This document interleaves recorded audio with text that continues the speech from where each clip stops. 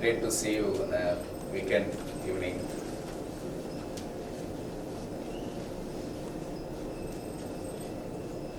Mr. Bhatia apologized for starting the event late. Actually, others to be blamed.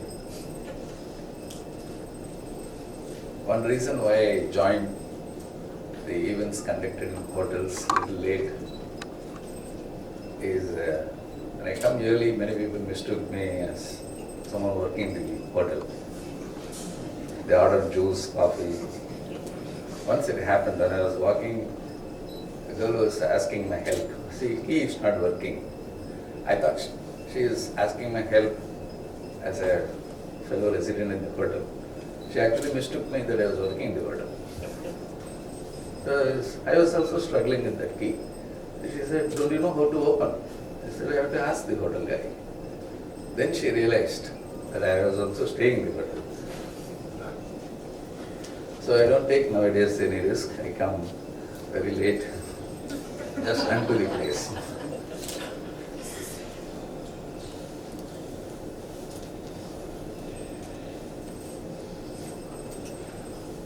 When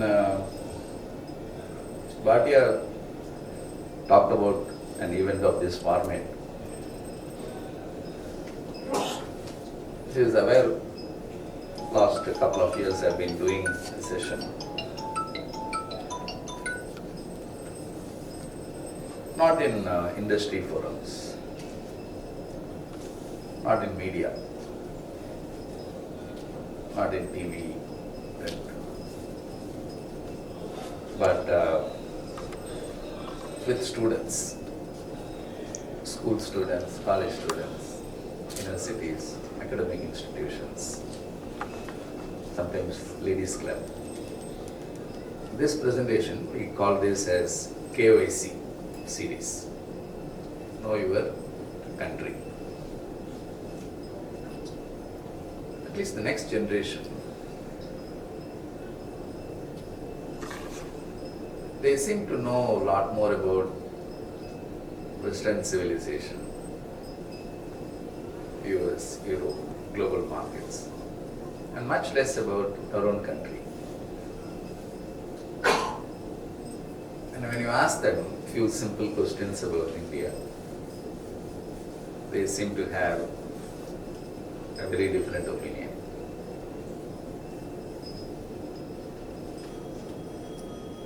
The first trigger for us to do this event happened in one of our client meetings.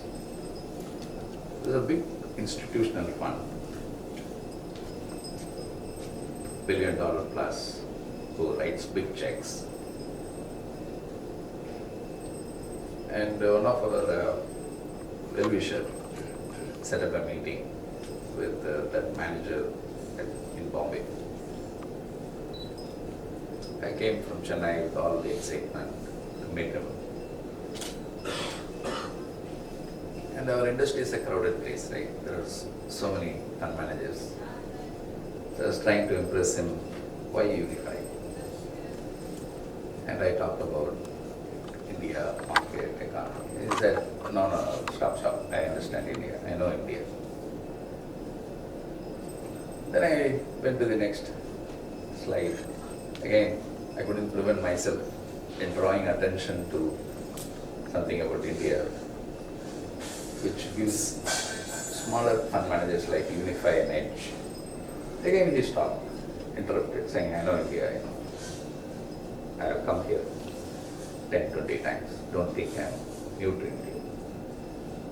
That irritated. Someone coming to India 10, 20 times doesn't mean he understands India. So I took the risk of antagonizing him. I asked, can I ask you a few questions about India? Because you say you understand India. I asked him maybe 3-4 questions. Then my colleague actually was patting me on the back, saying, stop.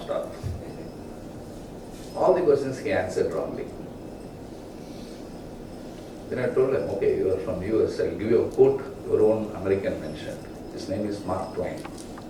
And he said, most of the troubles we get into life do not come from things we do not know. They come from things we think we know. If you do not know India, you are not in trouble. But you think you know India, but you actually don't, then you are in trouble. Of course, I lost a client opportunity, but I made my point clear. But after the meeting got over, when you walked out, my colleague was asking, boss, of these questions I myself don't know. Then it triggered the thought. It's not that foreigners don't know much about India. Many of ourselves don't know. So I did this first time in a well-wisher gathering like this. I asked 10 questions. Most of them got all the 10 wrong. I thought something odd here. And there are other forums. And knowing me asking like this, my wife, whenever we travel, stopped sitting next to me. Like, because she was spoiling others more. Even in one analyst forum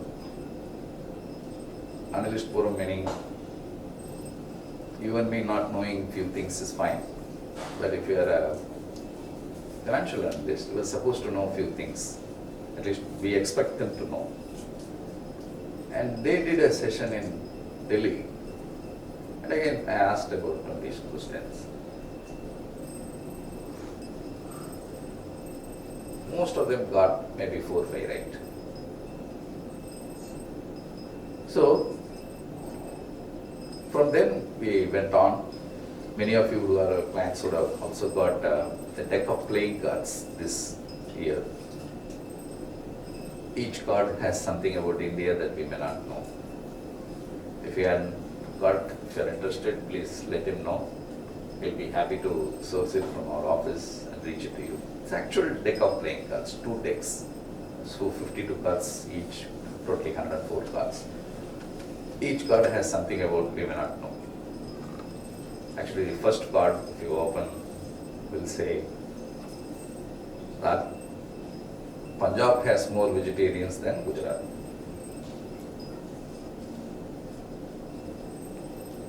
How many of you knew this before? Is it not still little uncomfortable to accept? Yeah. Punjab has more vegetarians than Gujarat. That's a fact. I have water glass. So,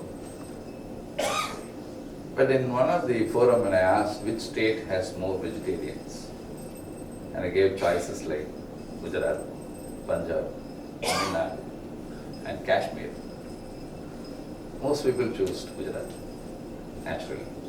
Some people choose Tamil Nadu because I come from there and I asked this question. And I also look like a Brahmin. Actually, of those 4 states, Gujarat, Punjab, Kashmir, Tamil Nadu has the least number of vegetarians. Kashmir has more vegetarians than Tamil Nadu. 3% of Tamils are vegetarians. Actually, we are better than many other southern states. 2% of Telugus are vegetarians. Okay. So why it's important for us to know is when we describe economy, when we discuss economy, almost 2/3 of Indian economy is domestic consumption, about 63%. It used to be 55%, it's growing a lot. So, 2/3 of India's economy is domestic, private consumption. And the largest part of that consumption is food, about 32%. 32% of India's consumption, food. And we don't know who eats what. Is it not sounding odd? People talk so much about Indian economy, but we don't know what drives that economy. We don't even know what constituents are there in the economy.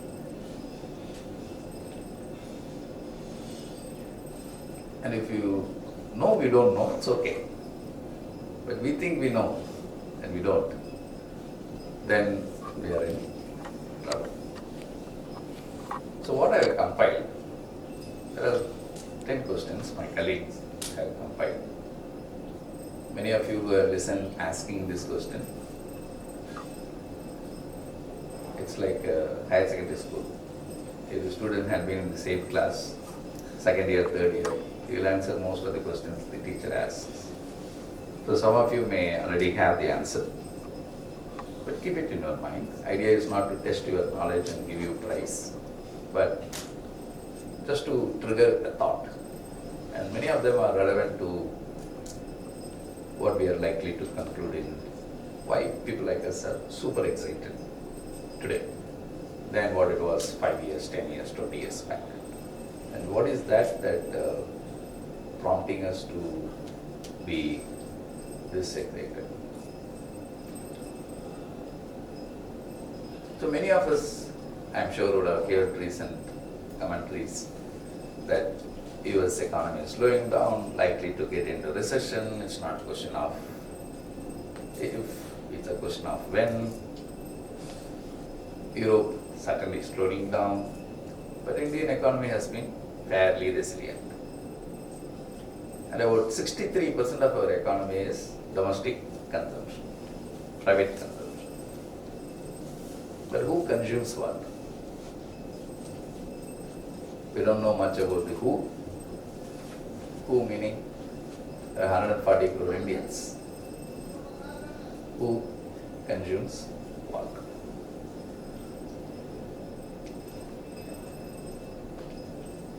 There are certain do's, don'ts in these events we follow. Nothing to do with don't switch on mobile, don't open the door, don't disturb co-participants. But our don'ts are very different. I'll leave a minute for you to run through.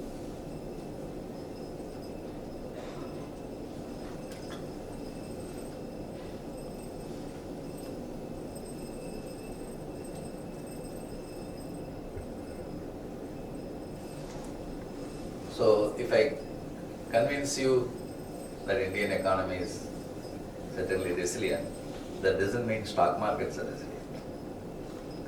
Please don't confuse economy with markets. The moment you see fund manager, when you ask them a question about markets, they talk about economy. The impression they give you is both are intercorrelated. Only in textbook, not in reality. The last 20 years, if you put Indian economy year-wise in x-axis and Sensex and Nifty year-wise in y-axis and try to see any correlation, you won't find any. March 2020, you had COVID. Prime Minister came on TV and announced full lockdown on 23rd March 2020. Next year, our economy shrunk almost 8%. The subsequent year, economy went up 9%. March 22, Indian GDP was where it was in March 20. But market cap of India went up 70% in the same 2 years period. Many of you may remember 1st January 2008 and 15th July 2013, over those 5.5 years, Sensex and Nifty were at the same levels. 1st January 2008 and 15th July 2013. Sensex, same.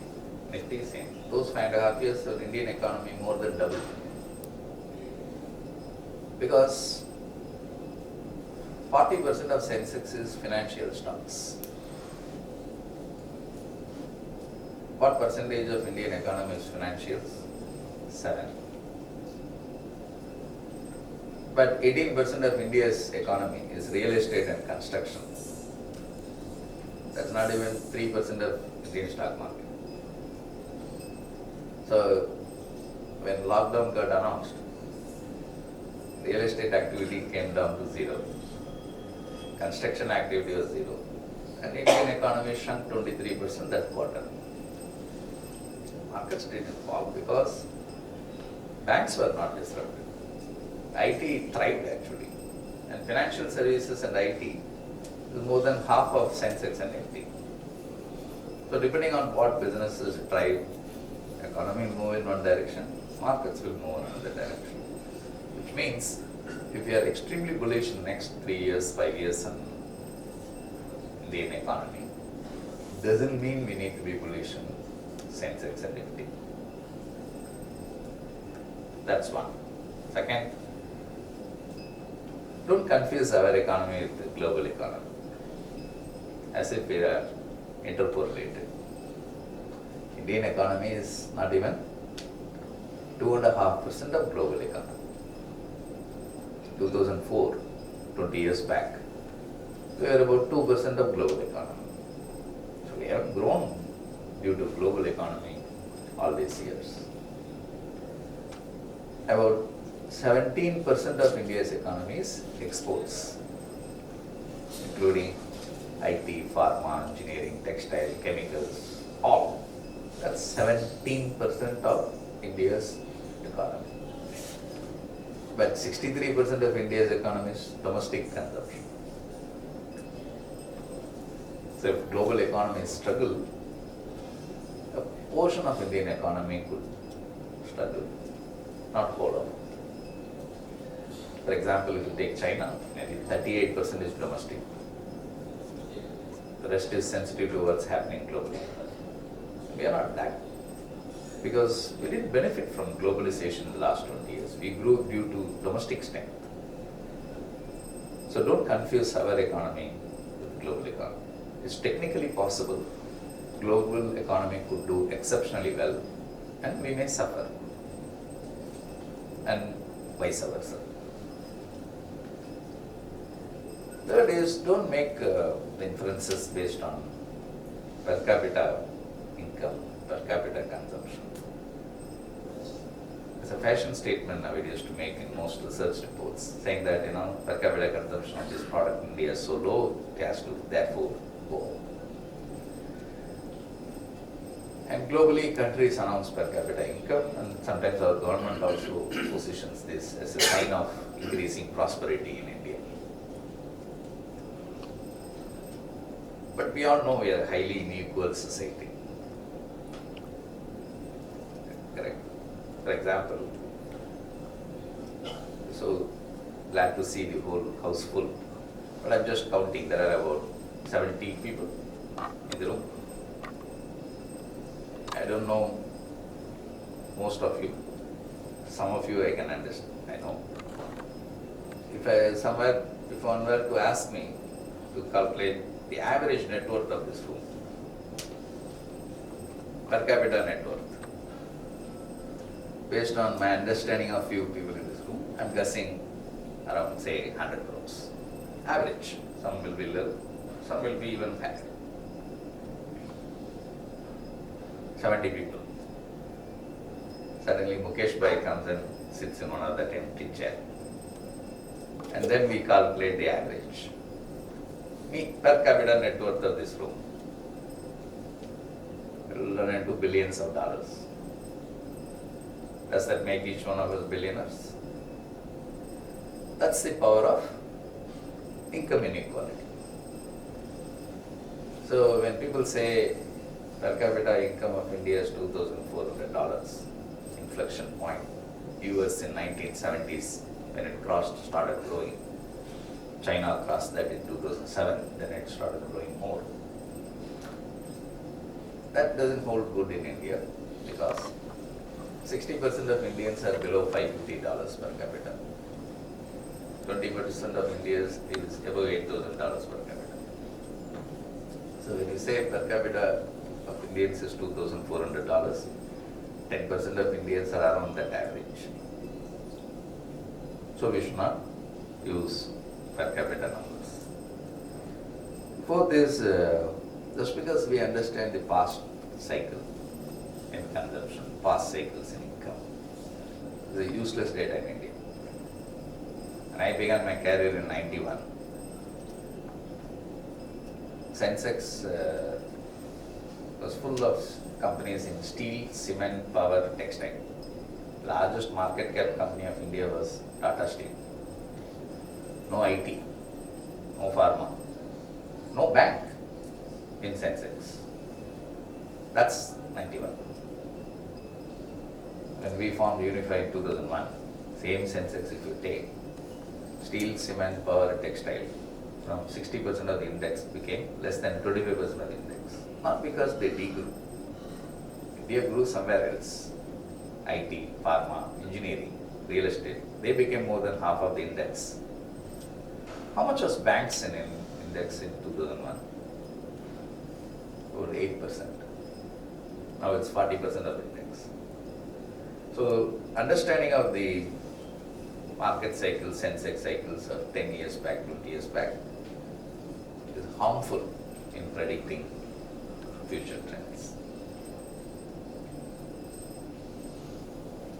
Fifth is, whenever we discuss economic terms or even regular consumption pattern, we should not narrow frame that with one view or one something that's happening around that time. Which it's not unique to Indians. Even when I speak with friends outside India, they have the habit of, oh, this happened in 2020, so it should have been due to COVID. So when Prime Minister goes and announces demonetization, the success or failure of that is judged next year based on how much money was in circulation. That's very narrow framing. The repercussions are very different and it takes time to show. So we should never narrow frame a development with something as an outcome. Because I think there is Pascal or someone who got Nobel Prize in physics, and in the acceptance speech he mentioned, I actually joined the college in economics major, but how much ever hard I tried, even the best answer for any question in economics is vague. Whereas in physics, everything is precise. You cannot be 99% sure, you have to be 100% sure in physics. So, in economics, don't try for precise answer. There is no such precise answer. It will be vague.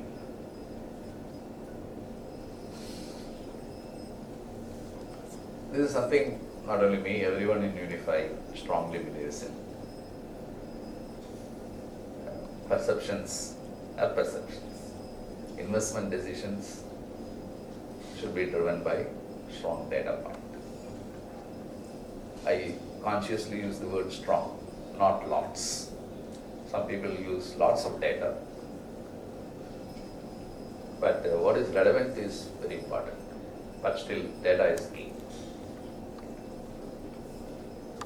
So, we will begin this session. I will quickly run through, I won't waste too much time running through each question, but there are about 10 questions, arbitrarily picked. Some of them are relevant, many of them are not.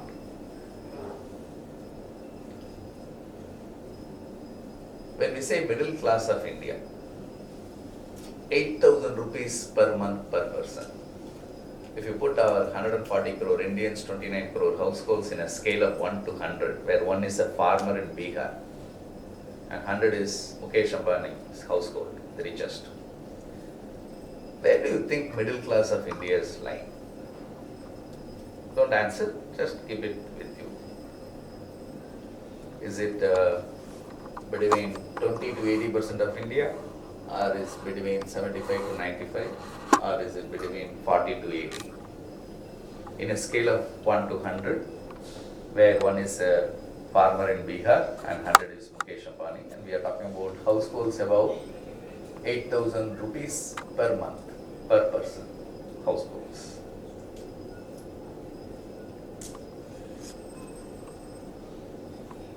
These are all products we consume daily Many of us daily, some of us casually, few never. I'm talking about liquor, jewelry, rice, wheat. Which is the one we spend the most? Indians spend most on what?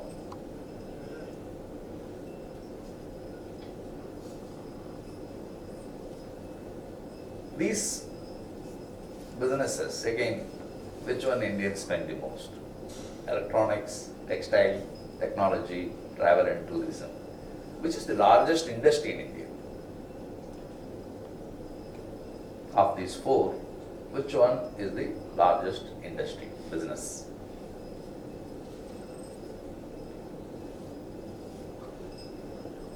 You see a lot of crowd in airports. What percentage of Indians actually fly? And within that, what percentage of Indians make up almost half the air travels? How many of us actually have passports?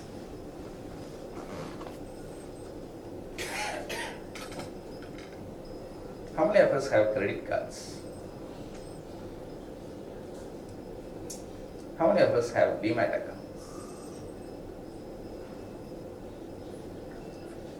How many children are there in India today? Children meaning those aged below 14. 14 or below children. How many children are there? We all know GST collection this year is fantastic. How much is the actual tax collection, direct tax collection?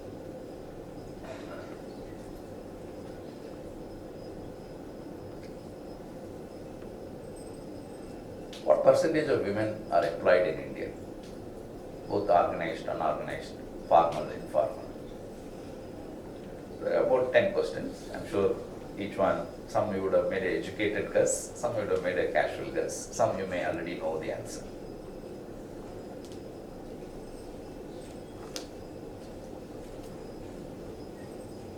Middle class of India is not in middle of India.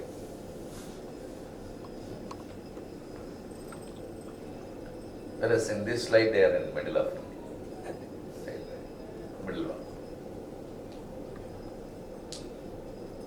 The 78th percentile of India onwards is middle class.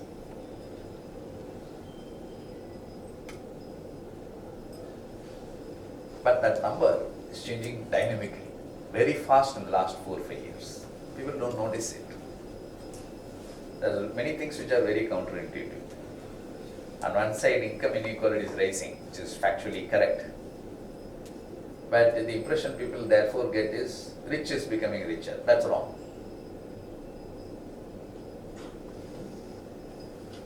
We spent a lot of time in trying to understand how people calculate income inequality. Do they go each house, check the number and measure it with the next guy? No. I'll give an example. State Bank, ICICI Bank.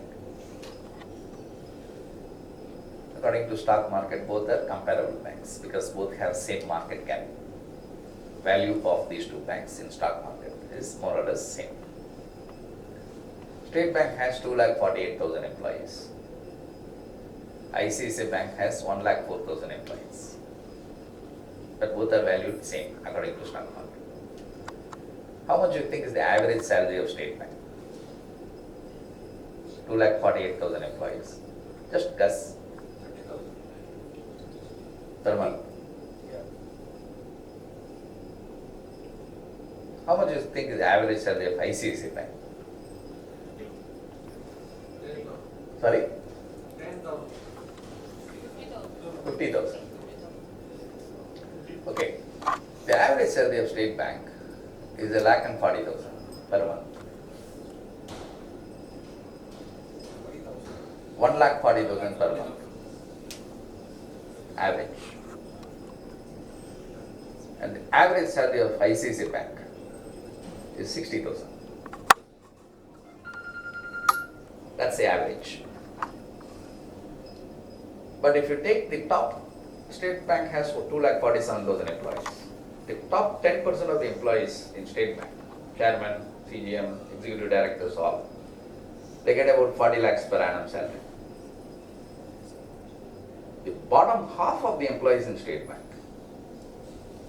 the teller girl sitting in the branch, the driver who is driving the car, they get about 8 to 9 lakhs per annum. That's 75,000 a month. If you take ICICI Bank, which has 1,04,000 employees, the top 10% of the employees get 1 crore and 20 lakhs annual salary.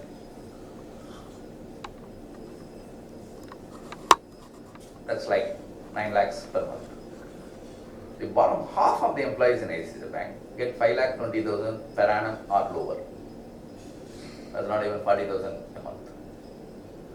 So when you average out, State Bank's average is high, even though the highest paid person is still 40 lakhs. Now the reason why I give this number is the T10 B50. There is a gentleman by name Thomas Piketty who bought some kind of a scientific process in measuring income inequality. He does that for various countries, and United Nations follow, and countries take that with sanctity. And you don't need password to access these reports, and it's an open tool, anyone can access, and it's beautifully done. But all this analysis is only one variant of what is called T10 B50, top 10% divided by bottom half. You can do this in any organization. We actually did this in our organization also. Let's say Unifi has 115 people. You have to take the top 10% of the employees, their total CTC average, and divided by the bottom half of the employees, their total CTC average. If you do this for State Bank, it's 5 times. If the T10 divided by B50 is 5 or above, that's where the degree of inequality begins. Most Scandinavian countries, if you take the top 10% of their population, bottom half income levels, they are at 5, 6, 7. Australia is 8.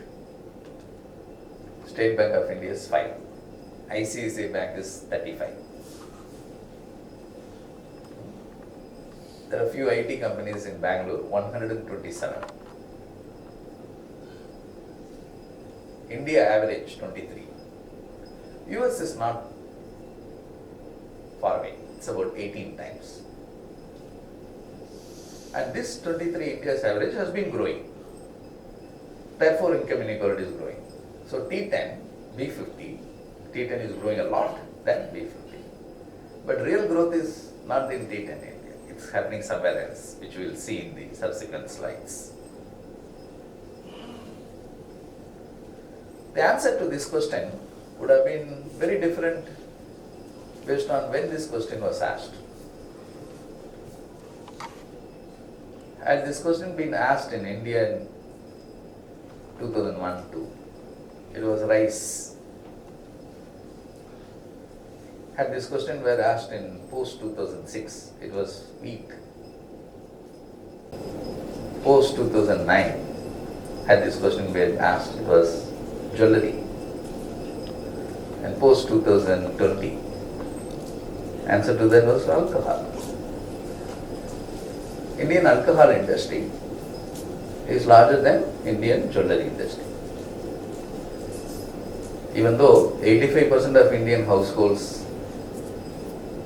have or buy some kind of jewelry, and 99.4% of Indian households buy either a rice or wheat for sure, and only 16% of Indians drink. Alcohol industry in India is larger than jewelry industry. Last year we spent about $55 billion in alcohol.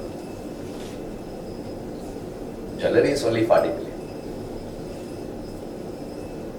Actually, people don't realize India consumes more single malt than US. Okay. But within India, people get shocked if I come and say 22 crore Indians live in South. Tamil Nadu, Kerala, Karnataka, Andhra, Telangana, 22 crore population. That's 15% of Indian population. And we consume more alcohol than whole of rest of India. 85% of Indians living in Bombay, Goa, Punjab drink much less than what the 4 states in South mentioned. When we form perception, it's based on certain data points. But data points change, but we are not quick in changing our perceptions. We still carry the old perception.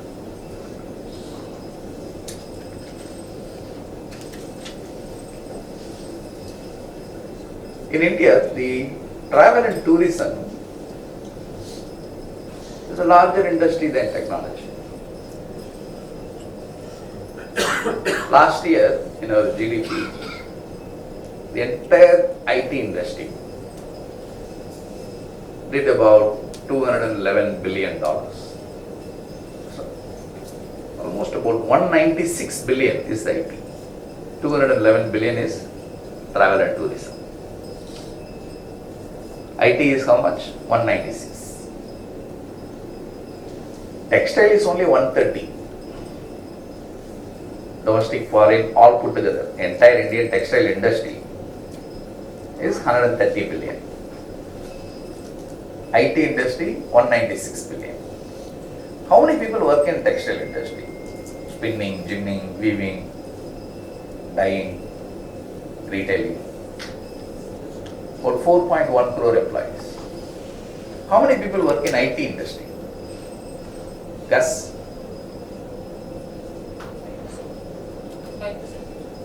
80 lakh. About 55 lakh. 55 lakh people work in IT industry, which is 196 billion. 4.3 crore people work in textile industry, which is 130 billion. But travel and tourism is much larger industry, 211 billion. But if I had to ask, which place in India gets most of the foreign tourists? Yes. Kashmir, Goa, Agra, Rajasthan, Kerala. What else? We ran out of choices. But if I say it's Mahabalipuram, people will find it hard to accept that. If I tell you that Tamil Nadu gets more foreign tourists than any other state in India, it's hard to accept. Because facts have changed. 20 years back it was Kashmir. Even 7-8 years back it was Rajasthan. But it's Mahabalipuram.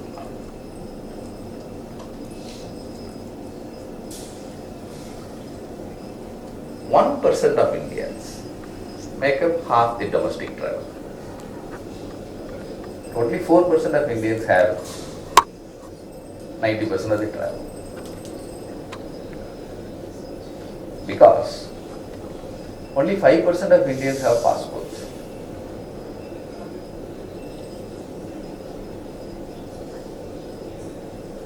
That too thanks to Kerala. Kerala has more passport holders than any other state. Kerala has more passport holders than Maharashtra, than any other state. Only 5% of Indians have passports. Only 5% of Indians have credit cards. Only 5% of Indians have demat accounts. And what percentage of Indians file income tax return? 5%. So why should we be surprised that only 5% of Indians file income tax return? Even this February, when Finance Minister submitted budget, she lamented only 5% of Indians file IT returns. She was wrong. 5.96 crore IT returns got filed last year out of 140 crore population country. Out of that, 5.68 crore house IT returns had distinctly different residential address. My home has 4 people. I'm the only guy who is filing IT return. Doesn't mean 25% of my household is filing IT returns. So instead of saying 5.68 crore people filed returns, you should say 5.68 crore households had at least one IT return filing member. How many households in India? Our average household size is about 4.6. Again, which state has the lowest family size? Tamil Nadu. Tamil Nadu is lower than even Kerala. Tamil Nadu average is 3.4. Bihar is 6.2. Uttar Pradesh 6.5. Even Punjab is 5.7. Maharashtra is 4.6, exactly the national average. So the 140 crore Indians, about 29 crore households. Out of that 29 crore households, 5.68 crore households had at least one IT return filing member. That's 20% of Indian households. So it's not 5% of Indians file income tax return, it's 20% of Indian households had at least one member filing IT return. That doesn't mean still our tax collection is low. Our tax collection is 10.5% of the GDP. US, which is considered the most effective tax collector in the world, they collected about 17% of their GDP. So we are about 60-70% efficient in collecting taxes. I'm counting only central government taxes. I'm not even counting all the stamp duties, liquor, excise duties by the state level. So what I'm saying is every economically sensitive number comes to only 5% of Indians have passports, 5% of Indians have credit cards, 5% of Indians file IT returns, and 5% of Indians make up almost all. About a month back, in Chennai, one of the unlisted company, but one of the best performing companies, Zoho. It's worth multi-billion dollars. And the promoter, the founder, he put a tweet that he had been to the apartment complex where he grew up as a boy. This is a very middle class environment. And he tweeted that when he went there, he couldn't see any kids playing on a weekend afternoon. And he mentioned that when I was a kid, we used to play. Nowadays, kids are playing in gadgets, sitting at home. This is what he meant. I knew his brother reasonably well, so I told him, boss, just check how many kids are there in that apartment complex. With a lot of excitement, he called after a few days, saying that there are no children in that apartment. It is fact. About little more than 30% of the houses in Chennai doesn't have children. When I say it doesn't have children, doesn't have one kid at least. That's 30%. It's not Chennai alone, it's whole of Tamil Nadu. What is the child per woman in whole of Tamil Nadu? Lower than Europe. What is the population growth of Tamil Nadu last 16 years? 0. Same. We have 40 MPs in parliament based on 1971 census. If they redraw that, we won't even get 21 MPs. Because our population hasn't grown. It hasn't declined because our life expectancy rate has gone up. Today, if you take all the elders aged above 70 in India, almost all of them live in Tamil Nadu. 1 out of 8 elders in India. We are only 1 out of 20 population. 5% of Indians live in Tamil Nadu. But 14-15% of the elders live there. First, Chennai is India's first geriatric hospital. Chennai has more old age homes, senior living sales than any other place. And we will become the first city in India to cross the median of 40. India will remain a young country. 28 years is our median age. But what is the median age of Delhi? 21. What is the median age of Bihar? 19. But what is the median age of Tamil Nadu? 34 plus. So we are like father and son within the state, within the country. Secret is liquor. Yeah, There is correct. consumption of liquor. So the life expectancy rate going up, we benefited in 90s from the demography that India is expected to benefit now. The direct tax collection itself is growing 20 to 30%. Last year it was 34%. Well, should we not be asking a question? When GST collection is up 30% year on year, not 1 month, several months in a row, why would GST collection be higher? If we are paying higher GST, why would we pay? Either if GST rate goes up, we will pay higher GST. Or if our trade grows up, we will pay higher GST. Either the size of the trade should be higher or size of the tax should be higher. But last year GST rate did not go up. Actually in some products it came down. Then did trade go 30%? Trade went up, but it went up 12-13%. So 12-13% trade went up. Tax rate did not change, but tax collection went up 29%. Because many of the unregistered, non-compliant businesses which anyway were carrying on the trade but without being compliant to GST now are continuing to carry on the trade with compliance with GST. But that doesn't make up 18% balance. Rest came from the shift of customer from unorganized players to organized players. So it's a combination of both that happened. It's a beginning of a very long-term trend. We are not noticing it.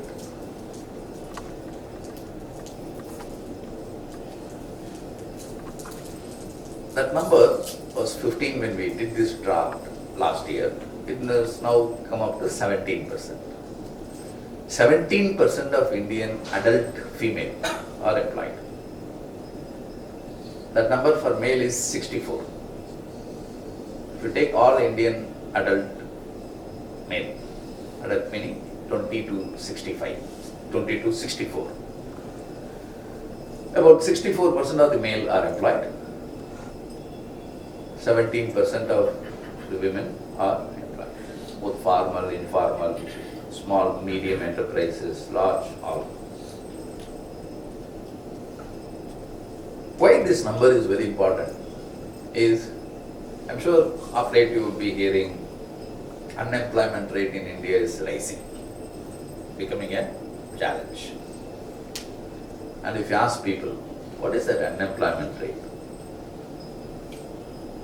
Unemployment rate in India, which used to be about 3.5% before this government came in 2014, is now 9. Government says 8, but CMI says 9.5. People say somewhere in this range. So what does it mean? 9% of unemployment rate means what? Does it mean 91% of Indians are employed? No. So when US announces our unemployment rate has fallen to 28-year low, only 3.2%. What does it mean? 97% of American adults are employed. No. Their employment rate in US is 71%. Unemployment rate is 3.2%. What is employment rate? Number of adults who are employed. What is unemployment rate?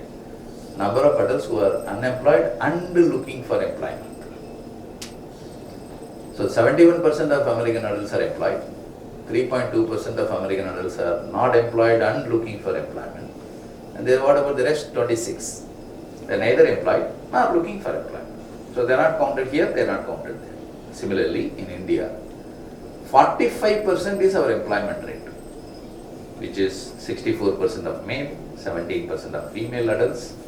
It won't average to 45 because it is 45% of the total adults, 64% of the total adult male is employed. But that employment rate in 2014 was only 41, which means employment rate in India has grown, which means more people are employed today than the number of people who were employed in 2014. But even more people are looking for employment today than the number of people who are looking for employment in 2014. So it is a good sign. For example, if you look at the unemployment pool in India, those who are looking for employment, more than half are women. Last year, we had 59 lakh graduates who came out of colleges, just 1 year. That's the adult population in several countries. That's the number that came out last 1 year. Tomorrow, I will be taking early morning flight, land in Chennai, then take a long drive, go, and there is a All India Association, IMA, Indian Medical Association meeting. And there are 8 speakers, 7 are doctors, and the only non-doctor. And I'll be presenting, and there I'll be asking a question: how many doctors are in India? How many dentists in India?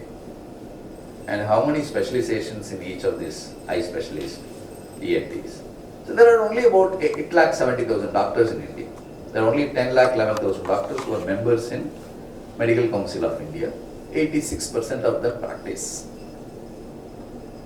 But how many doctors are coming out of colleges each year? This year, more than 1 lakh. People don't realize last 5 years we have produced more doctors than what India produced in 53 years. We have more dentists than required. We don't realize that. Right? So the output is growing exponentially in certain businesses. Because where is the addition coming from? Take the unemployment rate. I mentioned last year we had 59 lakh graduates, 14 lakh postgraduates, 44 lakh undergraduates, 63,000 doctors. But more than half of them are women. This academic year, we will have 64 lakh graduates coming out of colleges. More than half of them are women. Let's say all these women tomorrow decide not to go for employment. What will be the impact on the unemployment rate? It will fall. Is it a good sign? It's not. So our unemployment rate going up is a great sign. Unemployment rate going up with employment rate falling is a bad sign. Employment rate going up and unemployment rate going up is fantastic, and it also shows demography. For example, 20 years back we had 100 crore children and we had 40 crore children, 100 crore population and we had 40 crore children, 2001. Now we have 143 crore population and we have only 34 crore children. Do you get that number? All those children have become adults and they have not produced that many children. So India's population has grown 40 crores last 20 years, not because more kids are born. Actually less kids are born. People live longer. We all tend to think people used to give healthy life in 1940s, 50s. What is the life expectancy rate of India in 1947 when we got independence? 31. What was it when we began liberalization in 1991? Not far away. I began my career in 91. What is the life expectancy rate? 50. Now it is 72. A new kid born in Chennai, now a life expectancy rate is 84. Okay. So our child birth rate is come down, death rate is dramatically come down. So population is rising. So we will be the only country in the world which will be adding to working age population in the next 11 years. That's it. So when you calculate GDP, the first item is consumption, right? Plus P plus I plus G plus E minus I, export minus import. So this is a time we should be super excited, because in the next 10 years we will be adding 9 crore guys into the working age, and China will be losing 11 crore guys from working age. They are losing. Because when you tinker around with the demography, it produces short-term results, but it cannot change. What is the child per women in China? 1.2. Husband, wife, 1.2. Now, can they produce all the people which are getting older, aged, below, above 60? So they tweaked in 1970s. So 25 years of maximum output you can have. So we have a graph in all these countries, working age population as percentage of total population year wise. You will find that peaking in Japan in 1982. US escaped because it has a very liberal immigration inflow, right? Europe is in deep trouble. Japan is trouble, we all understand because it has become obvious already. In China it isn't, it will become obvious and it will become so sharp, it will implode. Because the growth was so sharp, the growth exploded. Whereas in our case, the number of people between 0 to 5, 5 to 14, 14 to 25, 25 to 50 is more or less evenly placed. We are not only a young country, we will remain young for a long periods to come.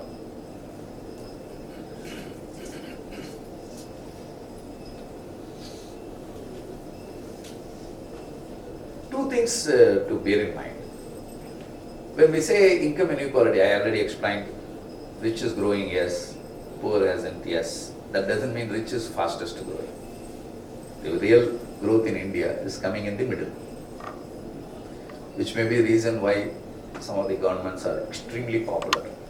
Cannot be popular with the rich, but certainly popular little down the order. Their income levels are rising, and you could see that happening.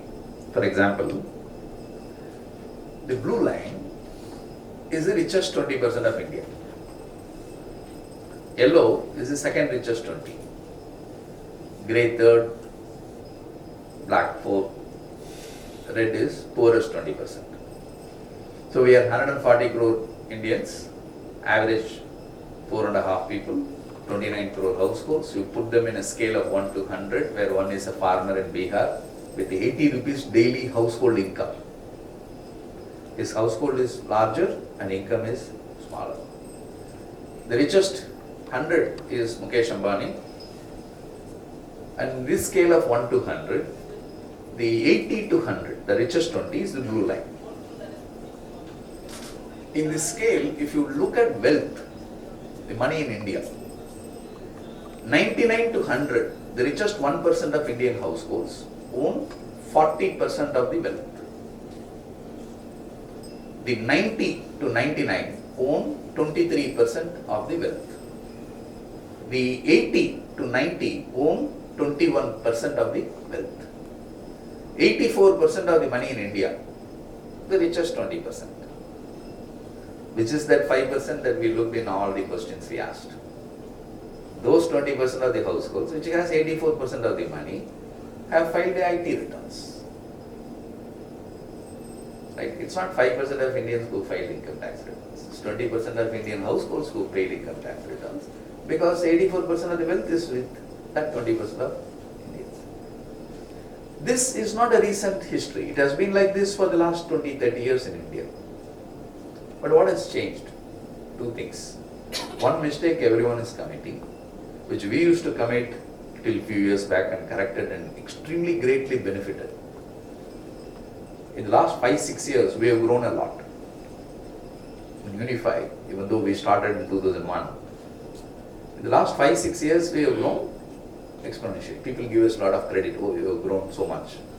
But the reality is, it's not that last 5-6 years we did something smart and previous 10 years we did very average. Our performance was average. And it's not that 5 years performance came because we were smart. We don't notice that the businesses that we were focusing, what were the businesses we were focusing? As I mentioned, it's a crowded industry, fund management industry. We have 45 mutual fund managers, hundreds of FIA managers who all have billions of dollars. And we have 260 PMS managers. Unifi is one of them.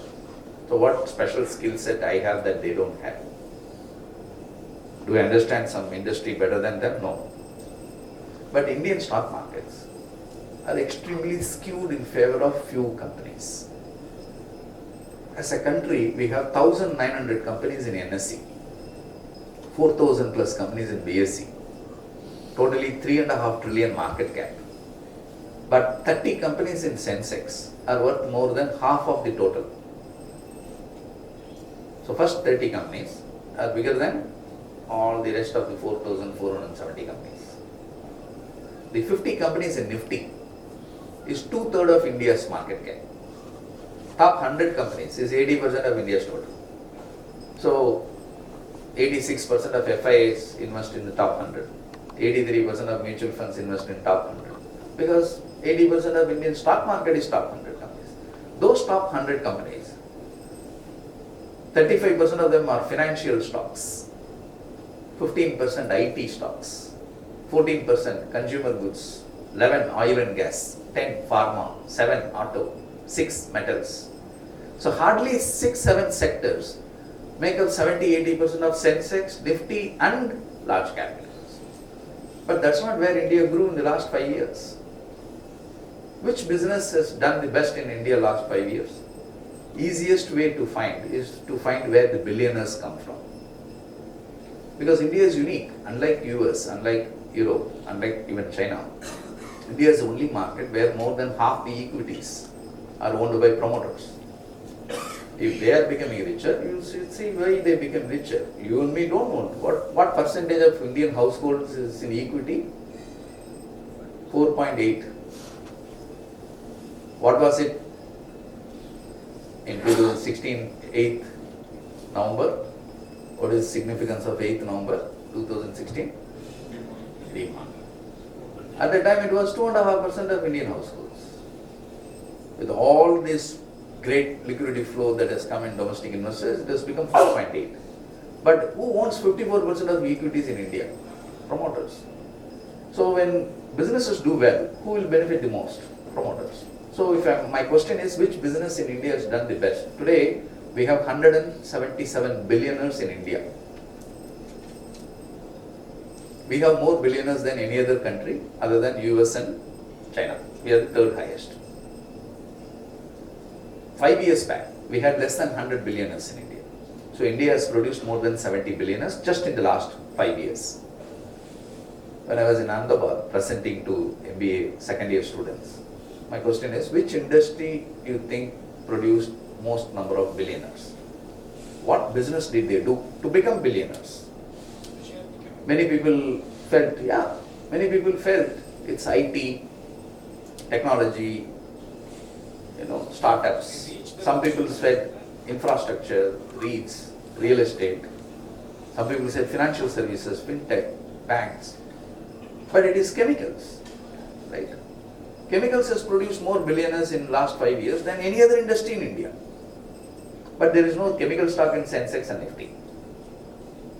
We have more global leaders in chemicals than IT.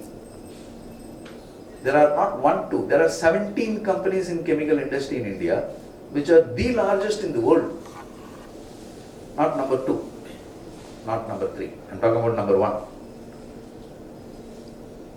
But that industry doesn't have large caps. Because we define capitalization and size. For example, take paint industry and diagnostic services. Okay. Indian paint industry is 45,000 crores total revenue. Indian diagnostic services industry 93,000 crores total revenue, double the size. But the 55% of the paint industry, one company, Asian Paints. 15% of the paint industry, another one company, Berger. So two guys have 70% of the industry. Both of them are large caps. You will find them in every index. The top two guys in diagnostic services put together doesn't have 5% market share. They are not in large caps. Okay. So when you focus your attention to the top 100 names, and if you are thinking that market represented by Sensex and Nifty, you are looking at only 5, 6, 7 businesses. And if those businesses do well, Sensex and Nifty does well. But that's not what we are investing, and that's not what India is growing. Last 5 years, most of India's growth came in such businesses where you don't find many large caps. If toothpaste industry is only 12,000 crores, footwear industry is 74,000 crores, but 60% of the toothpaste industry is one company, is a large cap. The largest footwear guy has 3% market share and is not a large cap. Now, if the women participation workforce is rising, when the income levels go, do they brush more? or do they buy more footwear? Right? Simple observation of consumption trends along with income trends throw you certain types of insight which no understanding of the past macros or other countries' macros could be of great help. So what I would like to highlight and conclude and then seek questions is, as we have seen in this line, while blue, the richest 20, has been the fastest growing group with largest share of income, don't you see the yellow line, which is in the next 20, which was growing like the rest of India for several years in a row. Since 2017-18 is just breaking out. Their income levels are breaking out. But their salary levels haven't grown. Like for example, if you take ICICI Bank, salary levels hasn't grown last 8 years. IT industry, salary levels hasn't grown. How many times you have heard that many companies have cut the entry level salaries today lower than what it was 10 years back? What is the difference between ICICI Bank and State Bank salaries? State Bank salary is function of pay commission, dearness allowance, revisions. ICICI Bank salary is function of demand and supply. Okay, last 10 years, how many people have left ICICI Bank yearly? 23% churn each year. State Bank, not even 0.3, 0.4. How much State Bank salaries have grown last 10 years? About 11% per annum. How much it has grown in ICICI Bank? As good as zero. Women percentage of the workforce, not even 12-13% 10 years back. Today 31% of ICICI Bank women. If you take IT industry, about 14% of the industry were women 10 years back. Last year it crossed 35. TCS, 41% of the people who work in TCS are women. People don't realize we have more women pilots in India as percentage of pilots than even US, than global average.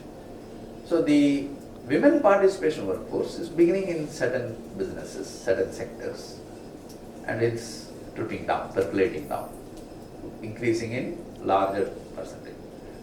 Now, the richest 20, blue line, their income is rising, but yellow line, which was rising like rest of India, is rising faster, not because salaries have grown, but because women participation workforce is the highest in yellow line. Right? Now, let's say my household has 4 people, and my income is 50,000 rupees a month. And my colleague Gina's household also has 4 people, and her household income is also 50,000. Next year, both our households' income goes 1 lakh. In my case, because I worked hard and my salaries got increased. In her case, because she started working, additional member. So 2 households are 40 people, 4 people each, earning 50,000 rupees a month, going to 1 lakh rupees a month.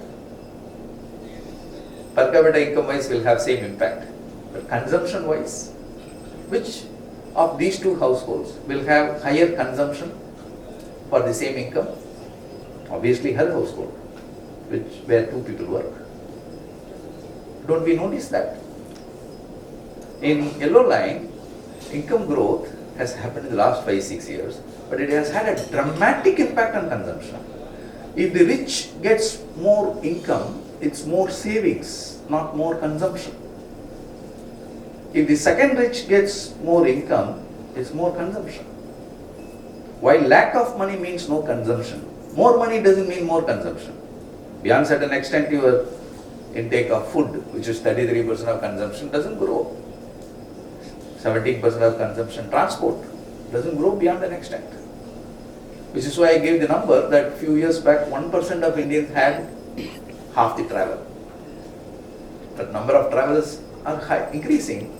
How many of us realized that Delhi, which was not in the top 20 airport even 5 years back, has become busier than JFK, is busier than Singapore, is busier than Heathrow Airport.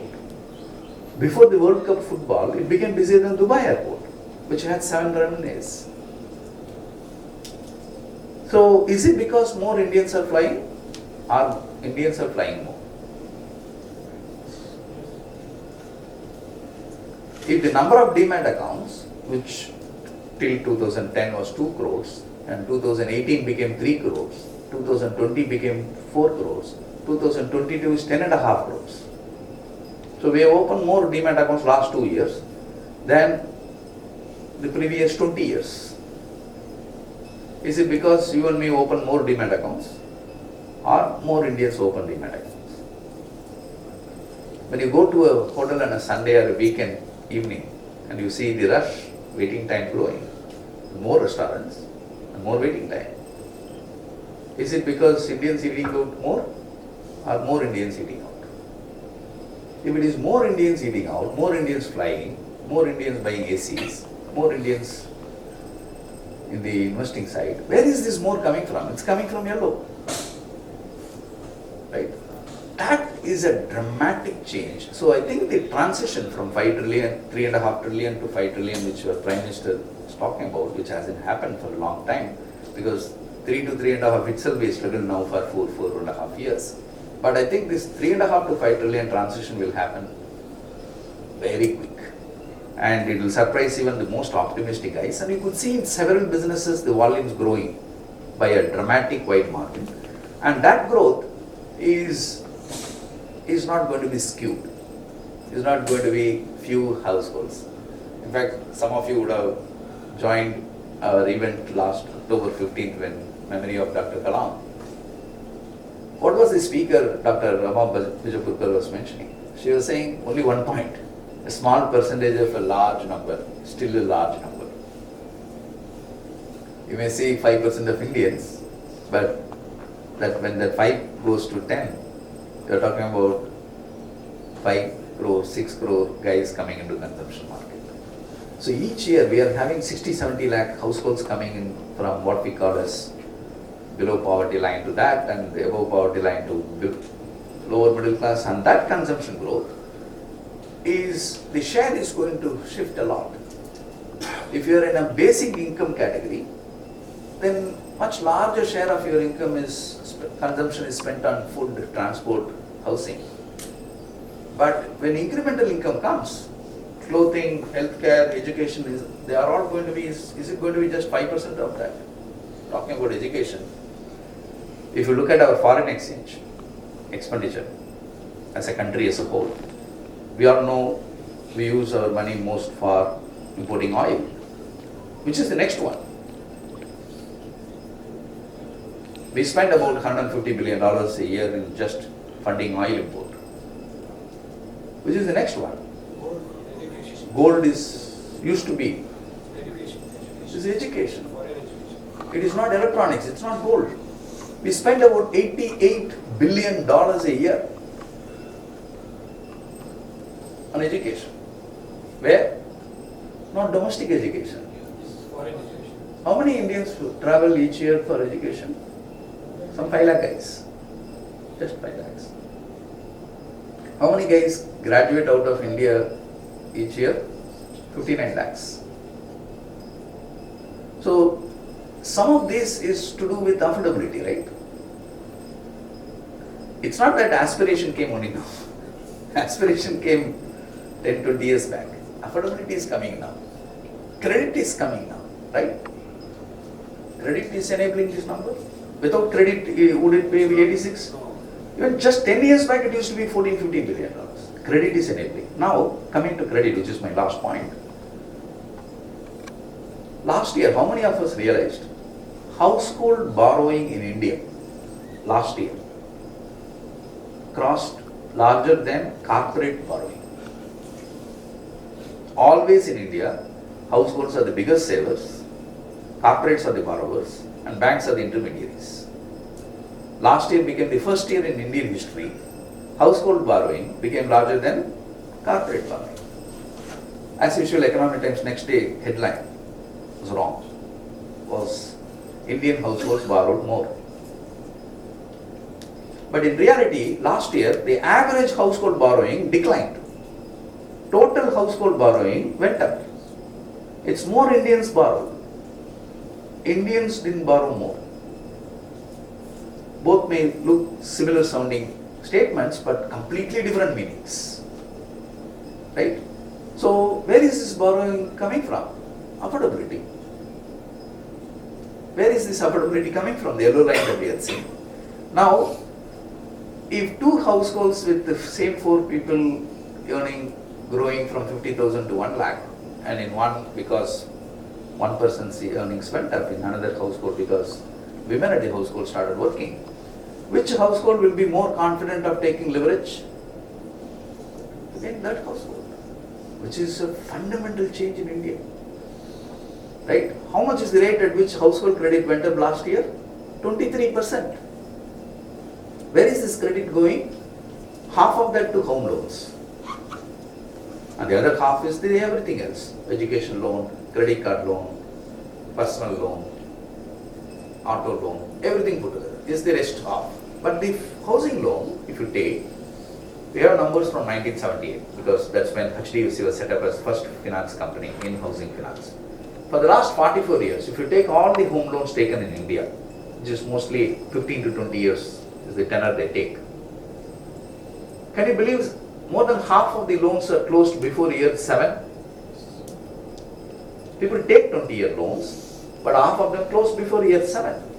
80% of the home loans are closed before year 9. And therefore this impression that Indian households are conservative, spendthrift, savings oriented, they take 20-year loan but they repay in year 7, unlike Americans who take 20-year loan but extend for another 5-10 years. It's a perception. But if you take the last 3-4 years, the home loan pre-closures are not happening. Therefore people are writing, no, there is stress, people are not repaying. But in reality, demography got missed in the whole calculation. This is what is called narrow framing. But if I had given a data, that last 42 years, the average age of home loan taken in India was 42. But if you take a city like Pune, last year the average age of home loan taken was 29 years, 3 months.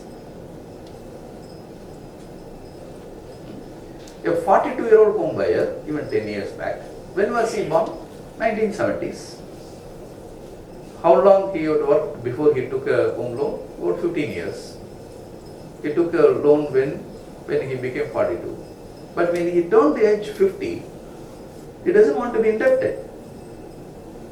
He took a loan at 42 because only then he could afford to. He required 15 years of savings to buy a house. He took a 20-year loan because that's the EMI he could afford. But he is prepaying at the age 50, which is year 8, not because interest rates are high or anything, but because he doesn't want to be indebted. But the 29-year-old of 2022, he was born only late 90s. He worked only 4 years to save enough money to buy a house. When he turned the age 38, is he going to prepay? No way. He is going to extend. Right? The credit can cause a dramatic shift in consumption of an exponential nature, which, what is credit? Credit is preponing your future consumption, right? The confidence drives that. And that's what I think will drive our GDP growth from 3.5 to 5 trillion, much faster than what experts say, and much more diversified manner than what we had seen in the past. And people like us who are conscious of it could benefit much more than many foreigners. Thank you very much. I think we have time for a few questions. It was quite mind-opening. So the bottom line is where to invest? Is it on the industry where the women are working more, or it's the consumer, or again it's for the mutual fund or the equities? Where? Because we all are here to know this simple answer. The answer is equity, for sure, because if there is a business which is likely to prosper a lot, the guy who lends money to that business will earn for sure some money. If that business goes bad, he will lose that money. So you have all the downside and some upside. That's debt. In equity, you have downside and you have entire upside. So this is a great time to be in equity. Whether it's mutual fund or PMS, that's a function of the investor. If you're an investor who would like to lead peaceful life, aram se, much less capital, but don't want to take any risk whatsoever. You have to be fully diversified across 50, 60, 70 businesses. Then mutual funds are the best vehicle. They are tax efficient, they are no hassles and gives you diversification without limiting the need for larger capital. You can put 5,000, you can put 50,000, you can put. PMS, you can do only above 50 lakhs. AIF, you can do above 1 crore. But mutual funds, you don't have those limitations.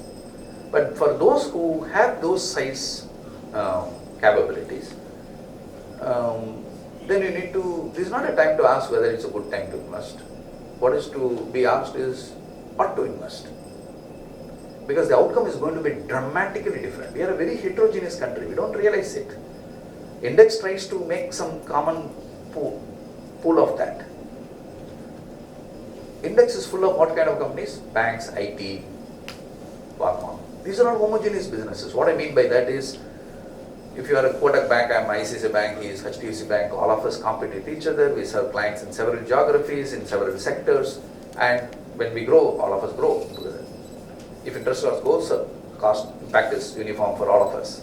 So they are homogeneous business. IT is a homogeneous business, which is why last week when Infosys announced bad results, most IT companies came down, because you will never find Infosys up 15, TCS down 15 in the same year. Because they are all large, they compete with each other, they serve clients in similar geographies, similar sectors. Big pharma, like Cipla and Ranbaxy, Sun, they all are homogeneous. But if you, right, civil aviation is a heterogeneous business. Last 5 years we have seen Indigo quadrupling, Jet is already bankrupt, first go is some time away, right? So these are all heterogeneous business. So this is not a time to take sectoral view, but this is a time to take a thematic view. So one theme which is exciting, you should consult advisors and consciously take a decision. But the thing which I am putting is, which are all the products in India where most of the consumption growth so far came from the demand from the richest 20. Now they are growing not because richest 20 is consuming more, but because next 20 is consuming. That's it. It's a one-line formula. So there you may not find food, because it's a mass market product. You may not find toothpaste, mass market. You may not find soaps, mass market. But why did air conditioner sales last year crossed 1 crore 8 lakh units? Last 4 years we have sold more ACs than the previous 20 years. Not because you and me, the richest 20 is buying more of them. The next 20 is also coming in. So the companies' stocks, what we should be building a portfolio is stocks of companies which are all in businesses, where so far most of the growth came from the demand of the richest 20. Now they are all growing because the next 20 is buying. So you will find Parle-G growing 2% and Mrs. Bector growing 20%. It's happening now. So the audience is different. While income inequality is rising, which means richest 20 is growing much faster than the bottom 20. But who is growing faster? Middle guy, the 60 to 80. He is young. Women is a lot more educated, more confident. Attitude towards credit has changed, and that will have a different type of consumption patterns.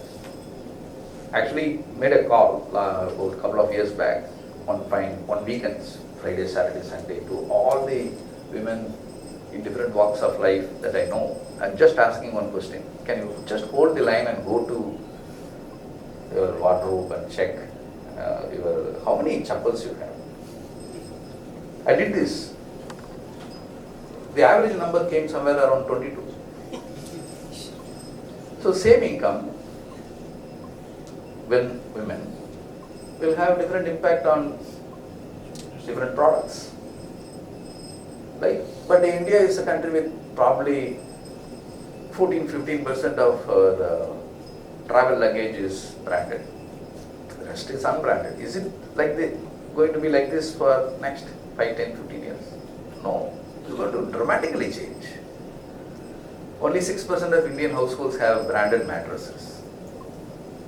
Is it likely to continue? No. So when our Prime Minister introduced 1% sales tax in gold in 2015, whole industry went for a strike. What percentage of the jewelry industry were organized players? Some 6%. What is it today? 29%. Have you not seen that growth? In our own eyes, just in the last 8 years. In some sectors, the transition will take a long time to happen, but when it begins to happen, it will be sharp. In some sectors, it will be slow start. It will take a long time, but eventually it will happen. If you have time and passions on your side and the skill set to evaluate, in a heterogeneous business, this is the guy I should bet. I should buy Indigo, I should not buy Jet. I should buy Zerodha, I should not buy Edelweiss. If you can make those kind of calculations, you can do extremely well in this consumption rally. But you think you have the skill set and you don't have, so you are in trouble. And then come to people like us. So the point is that maybe the Sensex will be nearby 60 or 70, it won't go double it or something. It may go up. May go. It may go up, but it may not capture the entire rally. Yeah. The 3.5 trillion to 5 trillion rally could produce 100 guys with 100 baggers or 10, 50 baggers, 10 baggers. But Sensex is not going to capture. Financial services, which is 40% of this index, Sensex now, when we are at 5 trillion, may not even be 30%. Who knows? I won't be surprised if it is below 25%. That doesn't mean they will decline. They will grow, but biggest growth will be somewhere else. Yeah. And after the growth, they will come to the Sensex. So the point is that there are high chance that mid-cap have a better growth compared to what the large caps, or because... No, I'm not saying that. All I'm only saying is, the whole discussion about large cap, mid cap, small cap is very narrow frame. That's a wrong way to describe in India. But our regulator has different compulsions because they are looking global markets and implementing here. Our large cap universe is very skewed in favor of few consolidated businesses. Why banks are 35% of the index? 80% of the banking industry, 5 guys. 50% of the IT industry, 5 players. 70% of the automobile industry, 3 players. Whether it's two-wheeler, four-wheeler, heavy commercial vehicles. 90% of telecom industry, 2 players. 95% of the oil and gas industry, 8 players. So consolidated businesses will have large caps, and large cap index is full of such companies in those businesses. Like paint. Diagnostic, you will not find large caps now because it's extremely fragmented.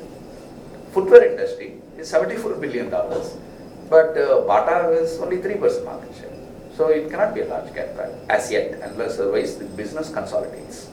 So it's not our question. Tomorrow, if I choose to invest in insurance industry because affordability is coming in, the next 20 will also be buying. Should I be buying small cap, mid cap, or large cap? I will be buying large cap.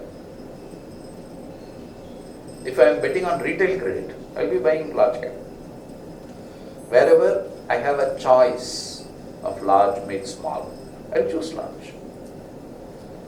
Any day, a large cap bank is better and safer than a small cap bank. Any day, a large cap insurance company is better than small cap insurance company. But if I want to buy plywood industry, the largest plywood company in India is a small cap. Okay, I want to invest in wealth management industry, which advises people like you on mutual funds, PMS, AIF. How much this industry has grown last 10 years? Between March 13 to March 23, mutual fund AUM has grown from 9,60,000 crores to 39 lakh crores. What is the rate? 21%. How much you have earned? Mutual funds have earned only 10-11% for their unit holders, but their assets under management has grown 21% per annum. Wealth managers who derive income as percentage of that AUM, their income has grown 21% per annum, which means customer has grown 10-11% per annum, but the advisor has grown 21% per annum. Right? How much is the PMS industry growth rate? 10 years back it was a 30,000 crore industry. Now it is 2,40,000 crore industry. That's 27% per annum. PMS has not delivered 27% per annum. But PMS managers' income has grown 27% per annum. So if you want to invest in wealth management industry, who is the largest wealth manager? It's a small cap stock. So when you focus your attention to the top 100, there are few choices you can make. So it is not that mid caps will go or small caps will go. Small and mid caps are extremely divergent. Large caps are not. So I think in the next 5 years, is it possible that you will find more losers in small mid cap than large cap? Answer is yes. Is it possible next 5 years we will find a lot of big 10 baggers in small and mid cap than large cap? The answer is yes. Because they are divergent. Right? When Sensex moved 60% last 5 years, there are only 4 or 5 outliers. 20 out of 30 Sensex companies gave return around Sensex return. You understand what I am saying? Sensex went up 60%. Out of the 30 companies, 4 companies did more than 100%. 1 or 2 companies did less than 20%. 20 out of 30 Sensex companies returns were between 40 and 80 when the index moved 60. Is that the case in small caps? Small cap index has gone up 110%. There are hundreds of companies which have gone up more than 3-4 times. There are about 35 small caps whose prices today are lower than what they were 3 years back, 5 years back. Right? So, in small mid cap, divergence risk is a huge risk to take for a general investor to invest directly. And mutual funds hedge that risk by putting it across 60, 70, 80 names.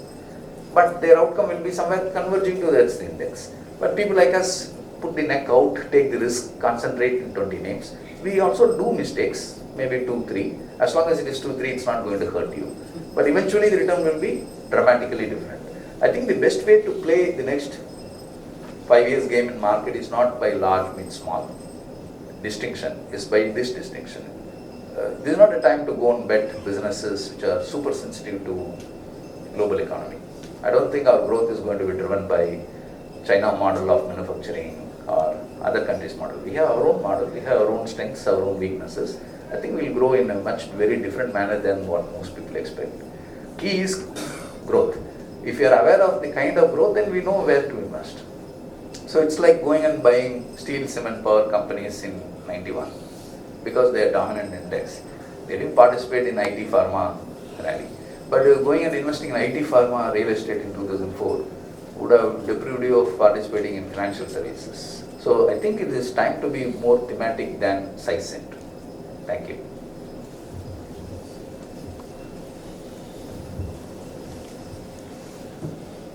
Anybody else? Any questions?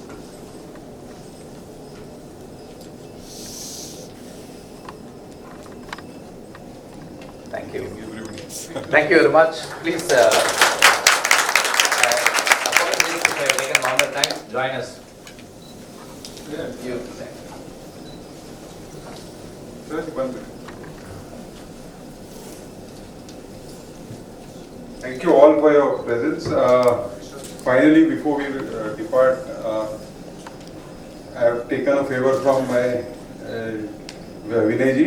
Can you just give us the vote of thanks? Varun, who was supposed to be here, is unwell and suddenly he is not able to make it. So. Just Vinayji has been among the first investors in Unifi. So almost now 10 years he is there. So 12 years almost now. So. Thank you, Raju bhai, for giving me this great pleasure of proposing a very, pleasant task of giving a hearty vote of thanks. As you all agree, we came with a different perception of India, and we now move here after 1.5 hours with a different perception of India with us, right? It's always been like that since my initial meeting with Mr. Maran. Always, when you sit with him, you don't know how the time flies and the value what he gives it to us. And then we feel like hearing more and more and listening to him more and more, not conscious of the time. The very fact that after one question we had no questions to ask him, it gives so much of strength to what his the entire session was. So may I request, and also I want to, sir, thank you so much for coming all the way and enlightening us on this wonderful aspect of the India, what we live in, the Know Your Country, the KYC of India. And at the same time, let us thank, our Raju bhai and the Arthashastra team for inviting all of us and organizing such a beautiful seminar, the enlightening seminar, which was the need of the hour. So with all this, may I request you all to please give a very loud of applause to both this fantastic experience.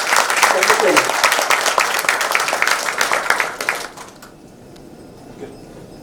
Thank you all. Please join us for dinner.